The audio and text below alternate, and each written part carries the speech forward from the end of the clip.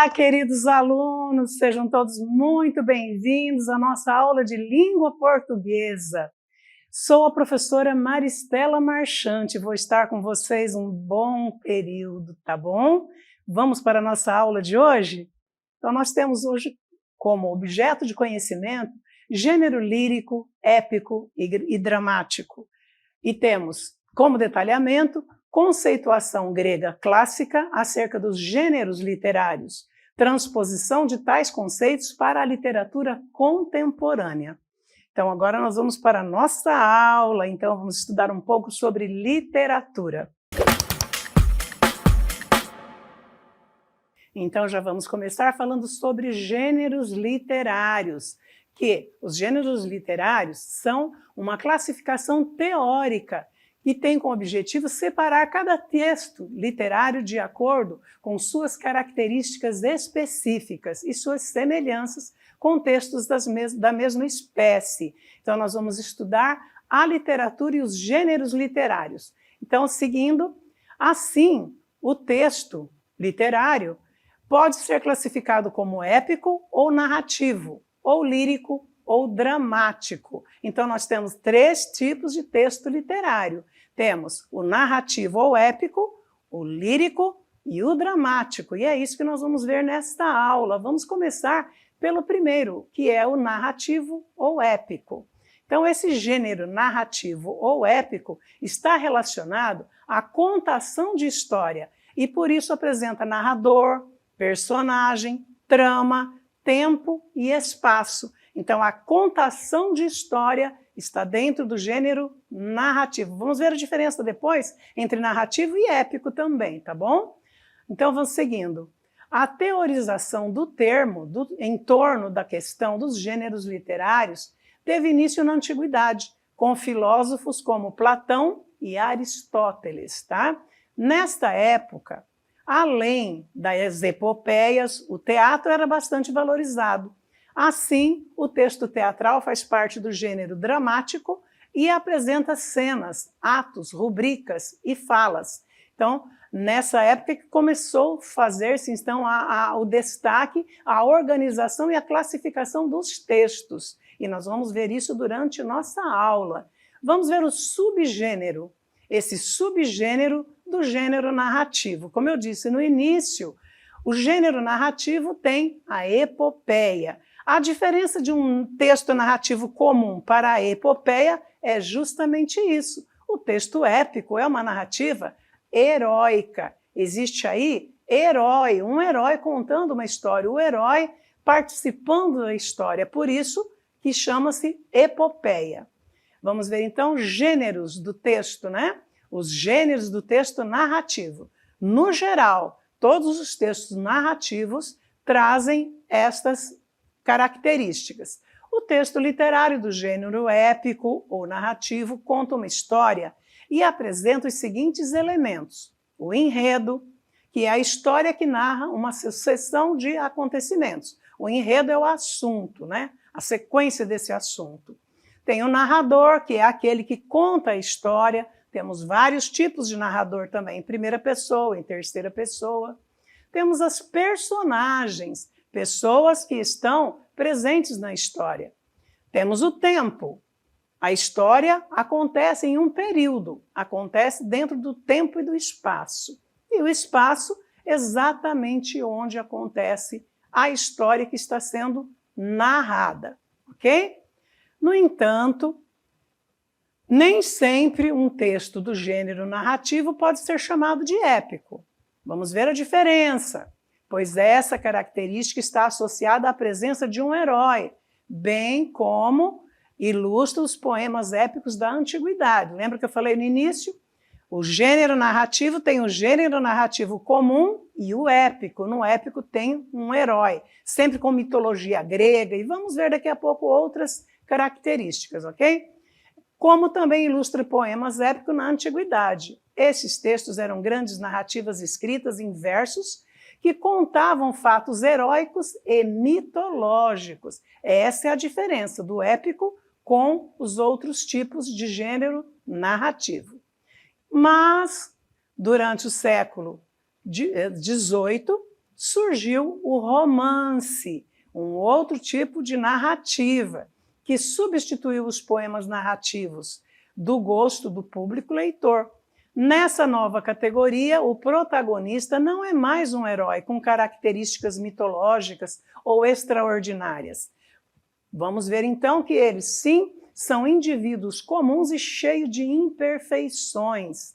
Então a gente vai percebendo aí as diferenças e a evolução do texto narrativo. Vamos ver os exemplos? Como exemplo do texto narrativo épico, podemos citar Os Lusíadas, uma história muito interessante, e Odisseia, de Homero. Esses dois textos é da antiguidade e é épico. Então vamos ver então exemplo aí explicando mais sobre isso. Nesse texto, Os Lusíadas, a história é contada por meio de versos, certo? Mas o Mouro, instruídos nos enganos que o malévolo Baco lhe ensinara, de morte ou cativeiro novos danos, antes que a Índia chegue lhe repara. Dando razão dos portos indianos, também tudo o que pede lhe declara, que havendo por verdade o que dizia, de nada a forte gente se temia. Isso é um trecho, um pequeno trecho, do Os Lusíadas, um poema épico do gênero narrativo, o qual está dividido em 3 cantos. Tem como tema a navegação ultramarina do século XVI, as grandes conquistas do povo português e a viagem de Vasco da Gama a caminho das Índias. No início da narrativa, a frota de Vasco da Gama que vai em direção ao Cabo de Boa Esperança. Esse texto ele é todo escrito em versos. Imagina o trabalho que deu para fazer esse texto, né? Tendo todas as rimas. A mitologia greco-romana e o cristianismo são temas recorrentes da obra. É composta por 8.816 versos decassílabos, em a maioria decassílabos heróicos, e 1.102 estrofes de 8 versos. Olha o trabalho para fazer essa obra de arte. As rimas utilizadas são cruzadas e emparelhadas. Uma obra de arte perfeita, com muito trabalho para se fazer, com rima, estrofes, versos, para contar uma história heróica, né? Então nós vemos que Os Lusíadas conta uma história, tem um enredo, tem um tempo, um espaço, mas é tudo escrito em rimas, em versos. Isto é Os Lusíadas, ok? Agora, o romance, nós vamos ver que é um pouco diferente. O romance é uma longa narrativa escrita em prosa. Qual a diferença? Verso ou prosa? Prosa, nós usamos toda a extensão da linha para escrever. Já o verso, a obra escrita em verso, geralmente poema, é escrito no centro da folha da página do seu caderno, ok? Para vocês entenderem a diferença. Então temos como exemplo de romance O Sofrimento do Jovem Water, de Goethe. Temos também Madame Bovary, um texto maravilhoso de Gustave Flaubert. Temos Dom Casmurro, esse nacional, esse é de Machado de Assis. E temos Macunaíma, que é também nacional, brasileiro, de Mário de Andrade. Vamos ver então um trecho aqui. Vamos ver um trecho de A Hora da Estrela, que é um romance moderno, que traz uma história muito interessante também. A Hora da Estrela, que é de Clarice Lispector. Da terceira vez em que se encontraram, pois não é que estava chovendo, o rapaz irritado e perdendo o leve verniz de finura que o padrasto a custo lhe ensinara, disse-lhe: você também só sabe chover, mesmo é chover. Aí ela responde: desculpe. Então é um trecho de um romance. Vemos que são pessoas com imperfeições, nada de herói, então não tem nada a ver com epopeia, mas é um trecho e é um texto narrativo, ok? Agora vamos ver o que é um conto, que também é um texto narrativo. O conto é um texto curto em que o narrador conta uma história desenvolvida em torno de um enredo apenas, uma situação que dá origem aos acontecimentos de uma narrativa. Há poucos personagens, poucos locais, o local é pequeno, é um enredo apenas, é uma história breve, não é possível incluir vários lugares e personagens diferentes. Alguns exemplos de contos escritos pelos maiores contistas brasileiros são, olha aí, vamos ver os exemplos. De Machado de Assis temos Missa do Galo. O Gato Vaidoso, de Monteiro Lobato, que vocês já devem ter ouvido falar também, que é do pré-modernismo. Presépio, de Carlos Drummond de Andrade. E Feliz Aniversário, que é de Clarice Lispector, que é a que escreveu A Hora da Estrela, que nós acabamos de ver um trechinho, né? Então, para nós exemplificarmos um tipo de conto, vamos ver um trechinho de A Missa do Galo.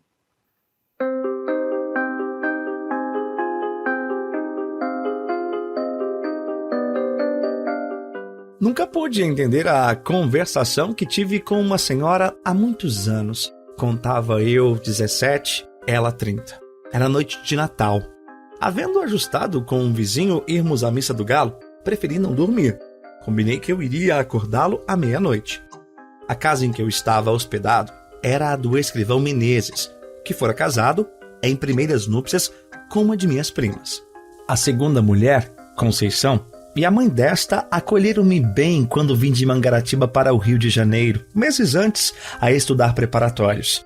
Vivia tranquilo naquela casa assobradada da Rua do Senado, com meus livros, poucas relações, alguns passeios. A família era pequena. O escrivão, a mulher, a sogra e 2 escravas. Costumes velhos. Às 10 horas da noite, toda a gente estava nos quartos. Às 10h30, a casa dormia. Como vimos, apenas um trechinho. E é uma história com um enredo, um lugar, poucos personagens. Isto é um conto. Agora vamos ver as fábulas, que também faz parte do gênero narrativo. São contos cujos personagens são animais. Esse tipo de narrativa sempre apresenta uma lição de moral. Nesse sentido, é possível citar algumas clássicas fábulas de Jean de La Fontaine, como, por exemplo, A Lebre e a Tartaruga, A Raposa e a Cegonha, A Raposa e as Uvas, O Leão e o Rato. Então nós vemos que nas fábulas os animais assumem a fala como pessoas e traz mensagens e histórias e lição de moral. Então nós podemos ver então um exemplo aqui de uma fábula. Vamos ver? A lebre vivia zombando da tartaruga, porque ela andava muito devagar. Um dia, cansada das humilhações da lebre, a tartaruga propôs-lhe uma corrida entre as duas. A lebre achou a ideia ridícula, porque tinha certeza de que ganharia e aceitou o desafio rindo.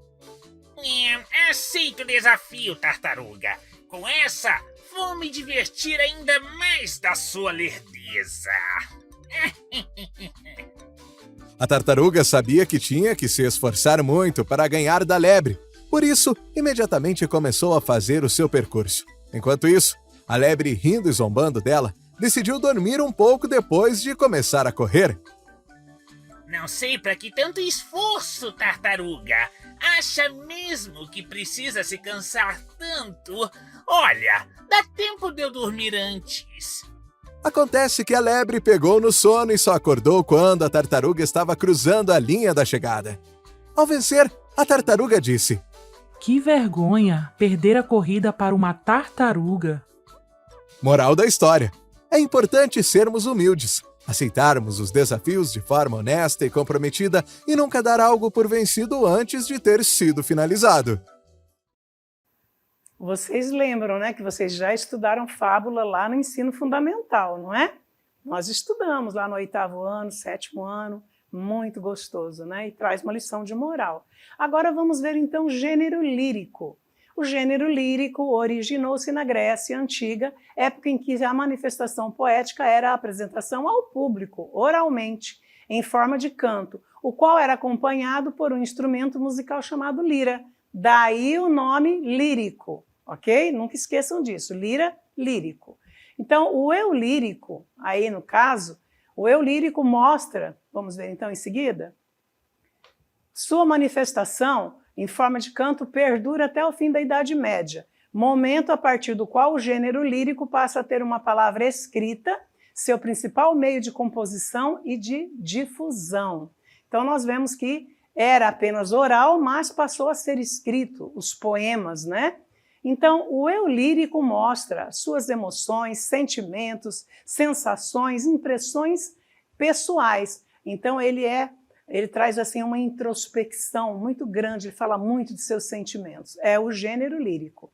Vamos ver então mais exemplos, características desse gênero. Gênero lírico é escrito em verso em primeira pessoa. Sempre é o eu, o meu sentimento, o meu sentimentalismo, certo? Então, ele é escrito em primeira pessoa e também ele expressa sentimento e emoção. Ele vai trazer a emoção do que ele sente, da visão que ele tem do que é sentimentalismo, ok? E também exterioriza o mundo, ele vai exteriorizar o mundo interior. Ele tenta passar para o seu leitor aquilo que ele está sentindo, por isso escrito em primeira pessoa. E também ele apresenta um caráter subjetivo. É sentimento, é sentimentalismo, por isso é bastante subjetivo. Traz o sentimento do eu lírico, do poeta, ok? Então, ele apresenta um caráter subjetivo e usa palavras no seu sentido conotativo. Lembra no ensino fundamental que vocês estudaram as figuras de linguagem? O valor conotativo das palavras, quando as palavras fogem do seu sentido real, para dar um novo sentido para aquilo que o autor, o poeta, o eu lírico está tentando te dizer? Justamente, isso é subjetivismo, isto é sentido conotativo, ok? Então ele apresenta também, usa a palavra no seu sentido conotativo e recorre a muitas figuras de linguagem. Lembra? Figuras de linguagem, metáfora, catacrese, comparação, e aí vai vários tipos de figuras de linguagem, quando nós tiramos a palavra do seu sentido real e damos a ela um novo sentido para expressar o nosso sentimento, certo? Vamos ver então um exemplo de gênero lírico com o soneto da separação. Fez-se o pranto, silencioso e branco como a bruma, e das bocas unidas fez-se a espuma, e das mãos espalmadas fez-se o espanto. De repente da calma fez-se o vento, que os olhos desfez a última chama, e da paixão fez-se o pressentimento, e do momento imóvel fez-se o drama. De repente, não mais que de repente, fez-se de triste o que se fez amante, e de sozinho o que se fez contente. Fez-se do amigo próximo o distante, fez-se da vida uma aventura errante. De repente, não mais que de repente.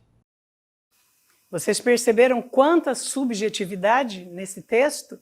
Viram como é uma lírica, como ele traz o seu sentimentalismo para o texto?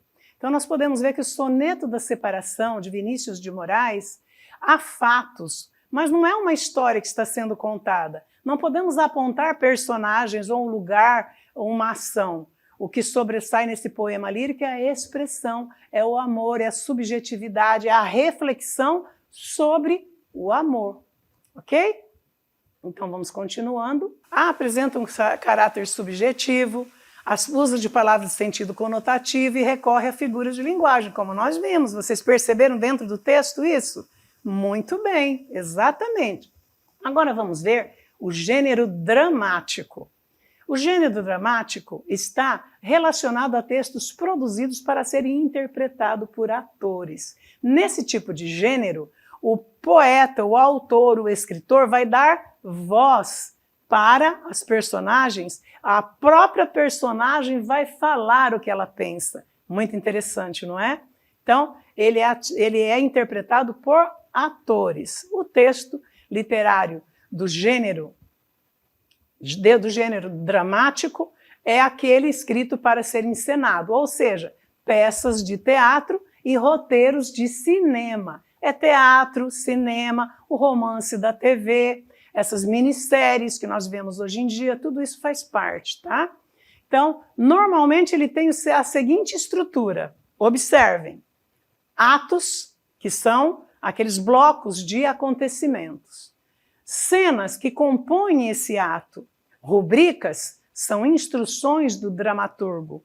E a fala das personagens ou dos personagens, que vai dar vida àquele texto. Eles vão encenar aquela história, certo? Mas dentro desse gênero nós temos subdivisões. As subdivisões são gênero dramático. A tragédia e a comédia são os principais subgêneros dramáticos. As tragédias são textos dramáticos de caráter funesco e trágico. São famosas as tragédias gregas, tais como Édipo Rei, de Sófocles, Prometeu acorrentado, de Ésquilo, e Medeia, de Eurípides. Então, são tragédias. Então, quando falamos em tragédias, nós já pensamos, poxa, coisas ruins. Então, nós vemos que eles vão interpretar, eles vão encenar uma história que vai acabar com uma tragédia, com algo ruim, mal, certo? Temos também, mas temos que ter uma atenção. Vamos ver qual é a atenção necessária. Não associe o gênero dramático à tristeza. Os textos desse gênero podem ser trágicos, como eu disse anteriormente, funestos ou tristes, ou cômicos, engraçados ou ridículos. Então temos a tragédia e temos a comédia. Então na comédia serão encenadas histórias bem engraçadas, divertidas, para descontrair as pessoas que estão assistindo. E temos também um terceiro, que é a tragicomédia, que vai mesclar a parte triste com a parte que é engraçada, que é a parte do ridículo, da encenação, ok? Então, o que define esse gênero é o fato, como mencionamos anteriormente, de que ele ser escrito com o objetivo de ser representado. Então, se vai ser representado, se vai ter personagens, é um texto do gênero dramático, seja ele dramático, comédia ou tragédia ou tragicomédia, tá bom? Então, um exemplo da comédia é o trecho a seguir da famosa peça de teatro O Alto da Compadecida. Quem de vocês já não viu Alto da Compadecida, de Ariano Suassuna? É muito bom, é muito divertido. Então, vamos ver um trechinho dele. Mas, Chicó, e o Rio São Francisco? Lá vem você com mania de pergunta, João. Claro, eu tenho que saber. Como foi que você passou? Não sei, só sei que foi assim. Só podia estar seco nesse tempo, porque quando passei, eu não me lembro. E nesse tempo todinho, o cavalo lá, ali comigo, sem reclamar nada. Me admirava era se ele reclamasse. O Alto da Compadecida é um tipo de texto que ele é divertido, ele parece ser uma comédia, e ele tem cenas tristes, mas a maior parte do tempo ele é uma comédia. Então nós podemos perceber que esse tipo de gênero literário, ele vai trazer uma história, ele tem um enredo, eu posso localizar esse texto, essa história no tempo e no espaço, e tem as personagens. Então, para a gente relembrar um pouco, vamos ver outros textos que nós vimos na aula de hoje. Vamos começar por Missa do Galo. Vamos ver se vocês se lembram. Qual é o tipo de texto? Qual é o gênero literário desse texto? Vamos rever?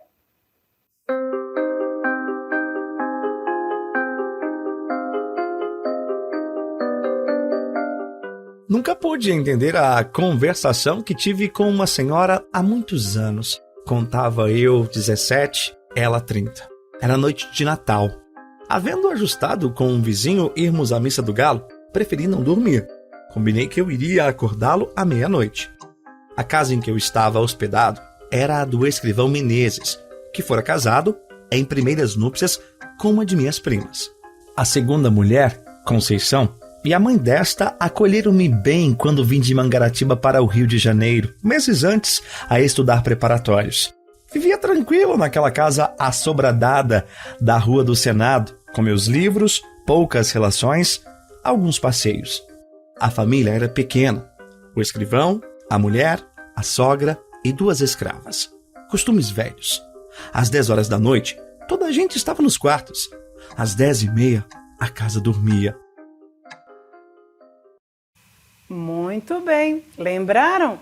Gênero narrativo, né? E é um conto.